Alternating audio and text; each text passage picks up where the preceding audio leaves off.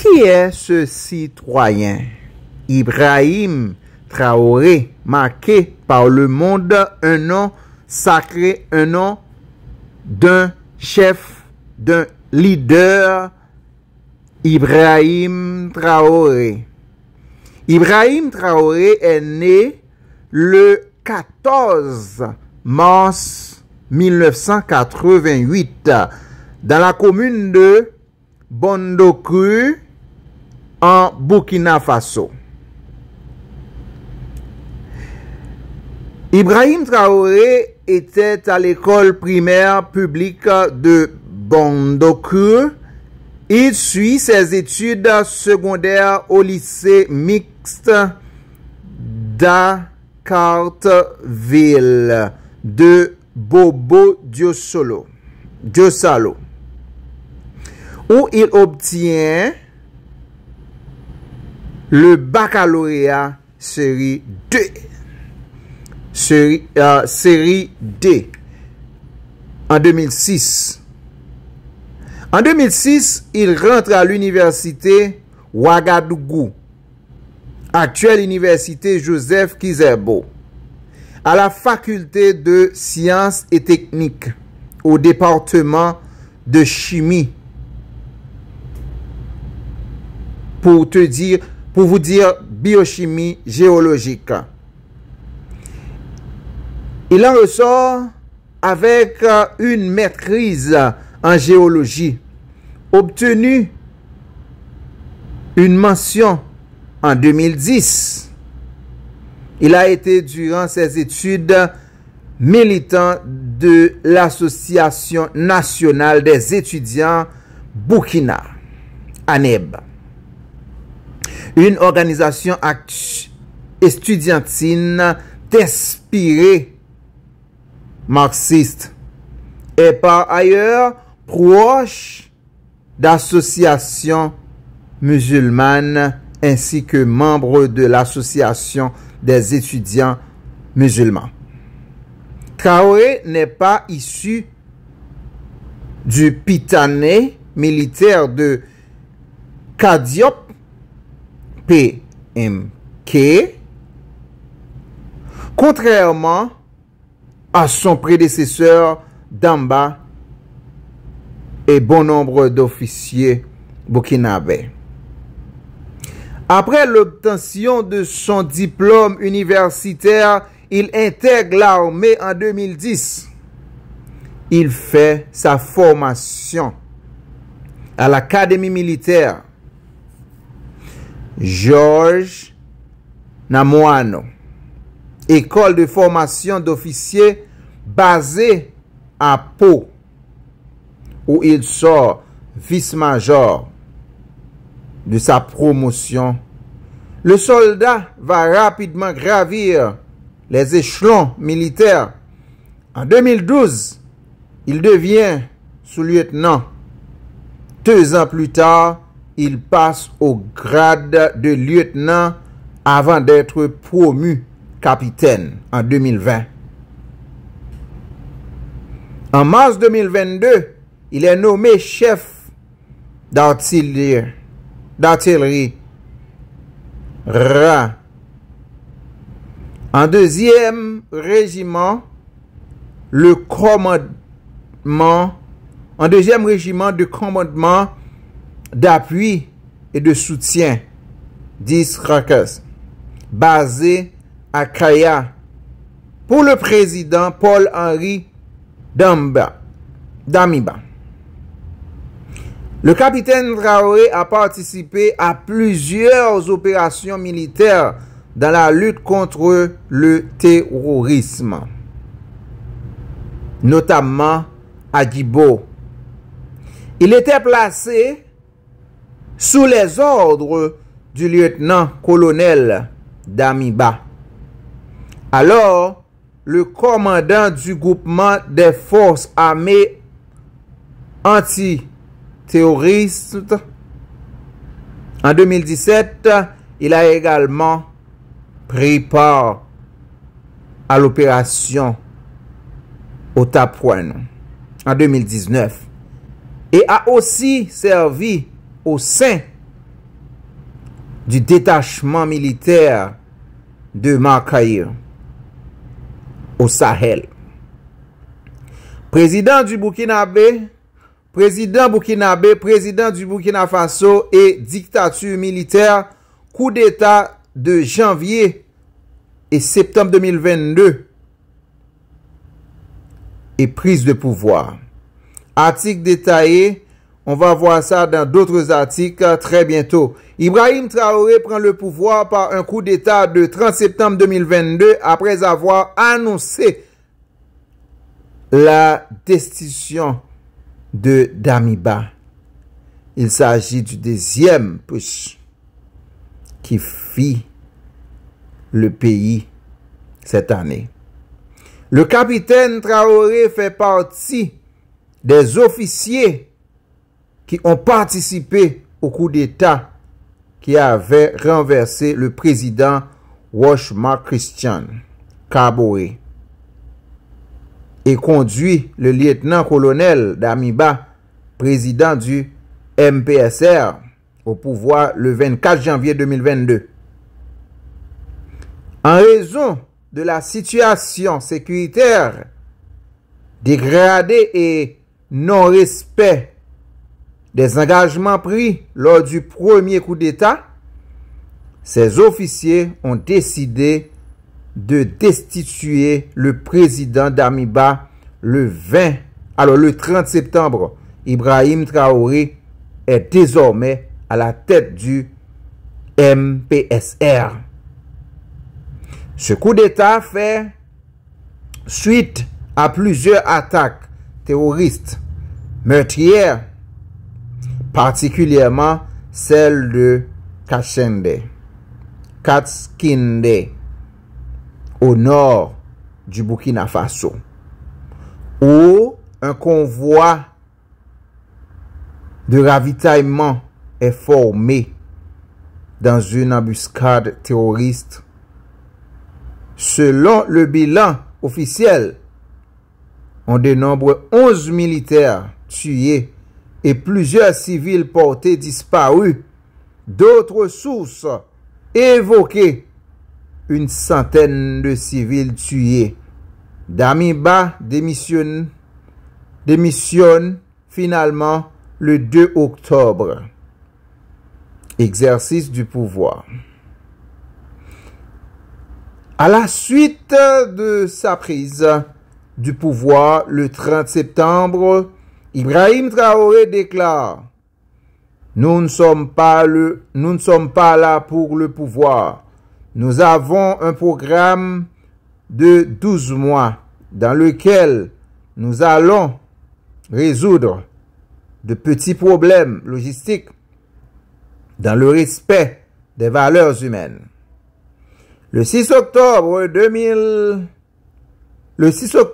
toujours 2022, un acte fondamental rétabli à la Constitution et déclare Traoré chef d'État. Il devient alors le premier musulman à accéder au poste depuis le renversement de Saï Zerbé en 1982. Je fais ce petit rappel pour vous, mes chers abonnés. C'est pour vous dire que M. Ibrahim Traoré est un chef. Et ce n'est pas n'importe type de chef, c'est un chef d'État. Comparant à Vladimir Poutine, comparant à Thomas Sankara, comparant à Nelson Mandela, il fait preuve de sa bravoure. Il fait preuve de grand. Je vous assure que Ibrahim Traoré, aux yeux des Blancs, ne voit pas clair. Car il est un homme qui trouble et qui dérange quand on exploite l'Afrique. L'Afrique est considérée comme l'un des continents pour l'Occident le plus pauvre. Et pourtant, Ils ont des dettes 7 fois plus que l'Afrique. Ils ont des dettes 10 fois plus que l'Afrique. Et l'Afrique n'a pas aussi de dettes que les pays occidentaux.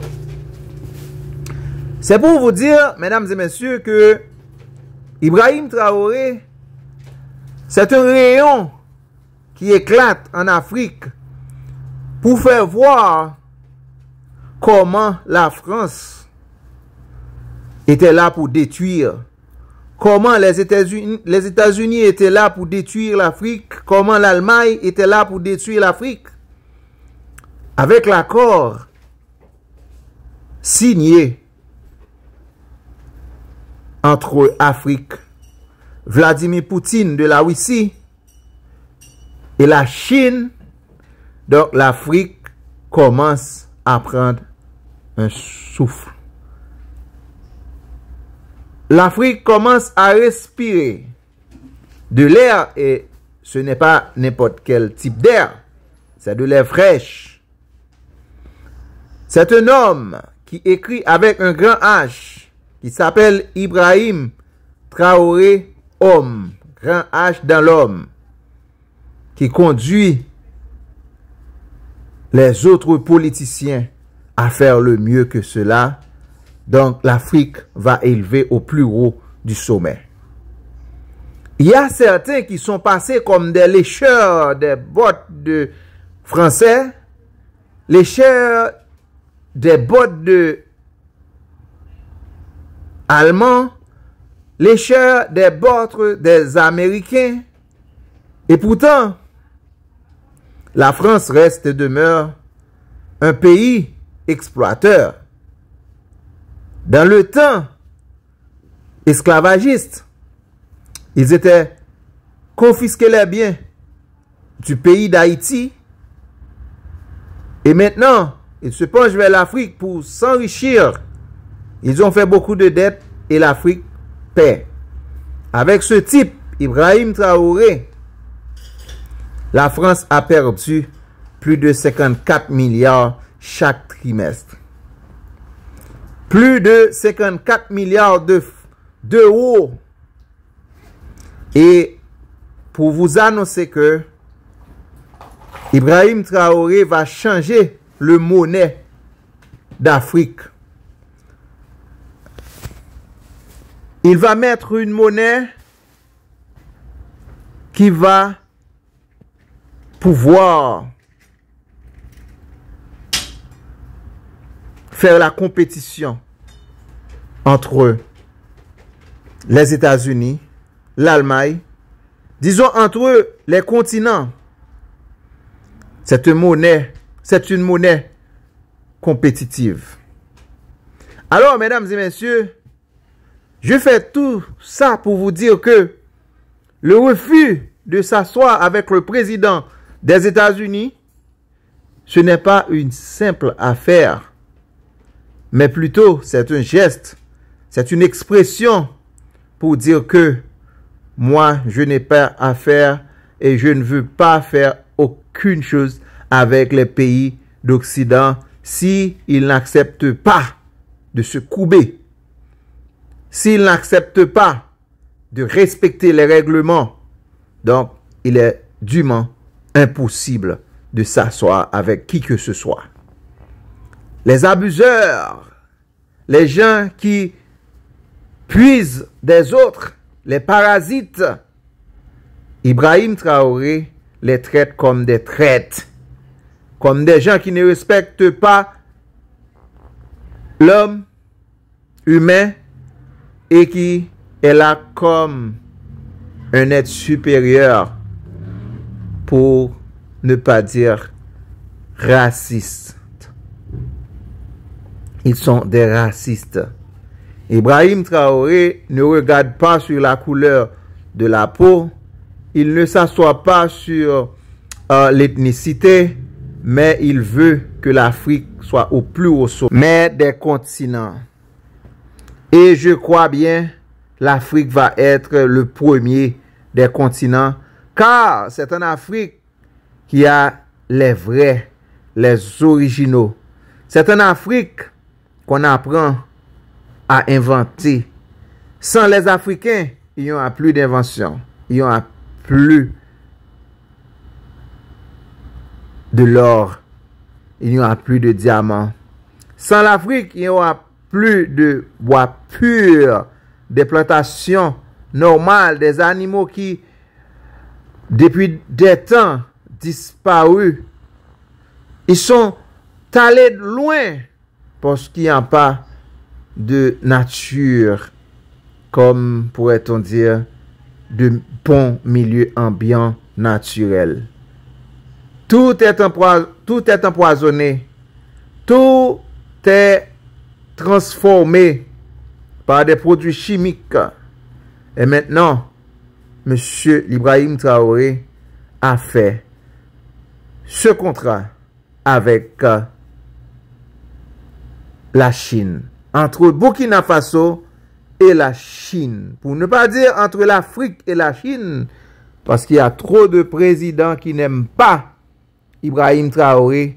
La façon dont il dirige ne les plaît pas. Parce qu'ils sont là pour couper à la face des Blancs. Quand ils disent à gauche, à gauche. À droite, à droite.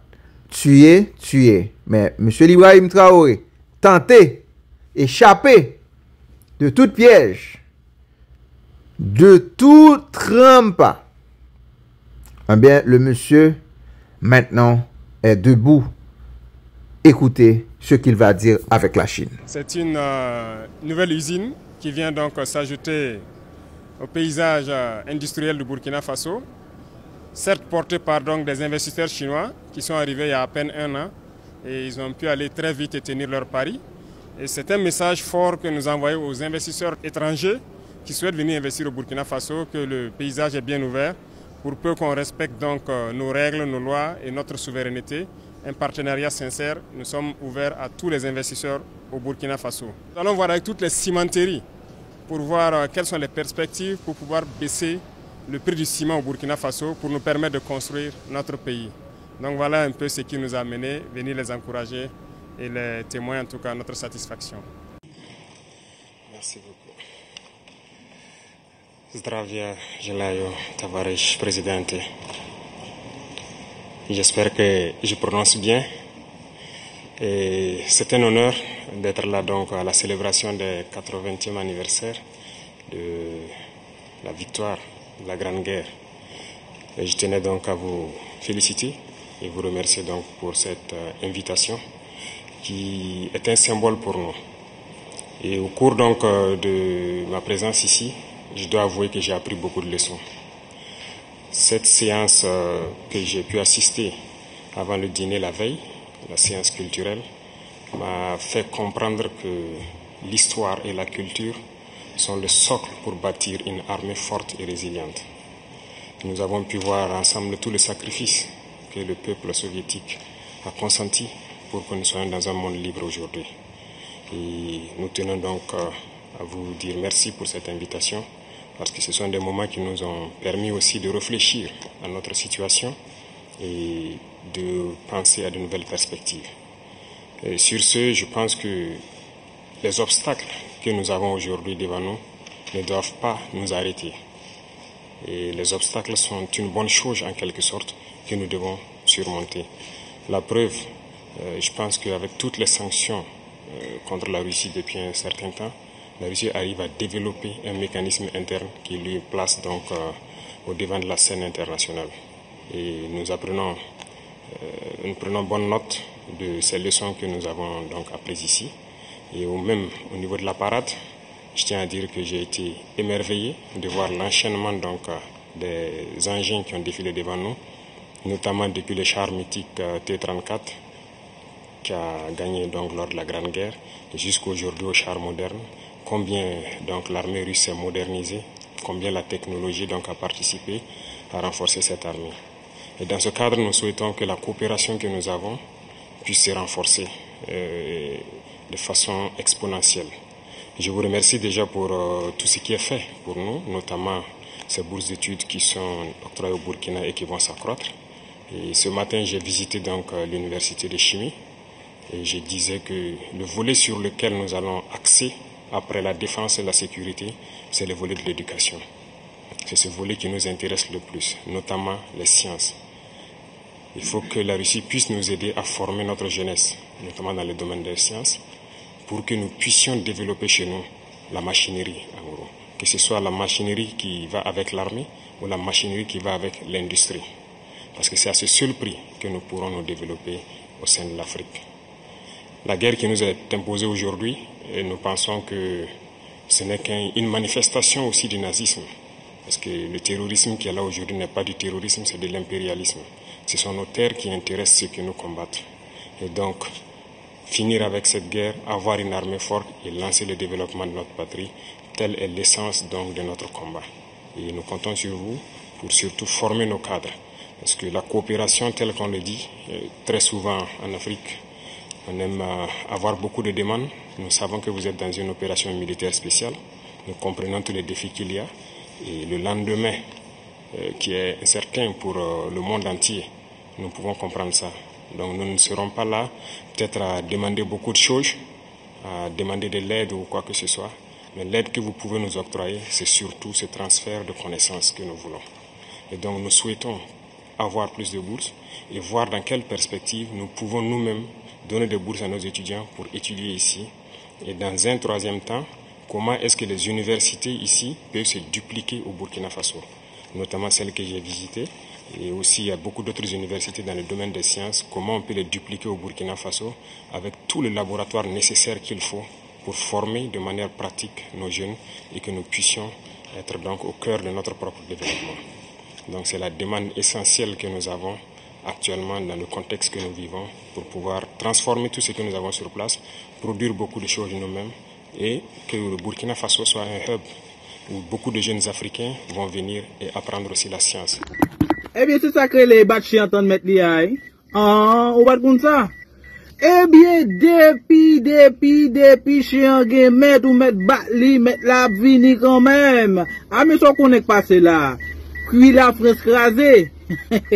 Ça va pas jamais été comme ça. Par contre, si ça passe pour Haïti tout, comprenez? Parce que t'as semblé son chien 100 mètres. Mais depuis qu'on connaît, c'est pas un chien qui pas gen mettre ou mettre batli, mettre li à venir. Ah ben son qu'on écrive là, Ibrahim. Ibrahim demande la France pour le porter tout l'eau te prend en Afrique pour le porter au tourner. Aïe, Français ont dépensé, yo t'a porté tout ça africain on aller sans que yo pas venir rendre compte. Eh bien Ibrahim dit non, ça pas passer comme ça. Ça pas passer comme ça.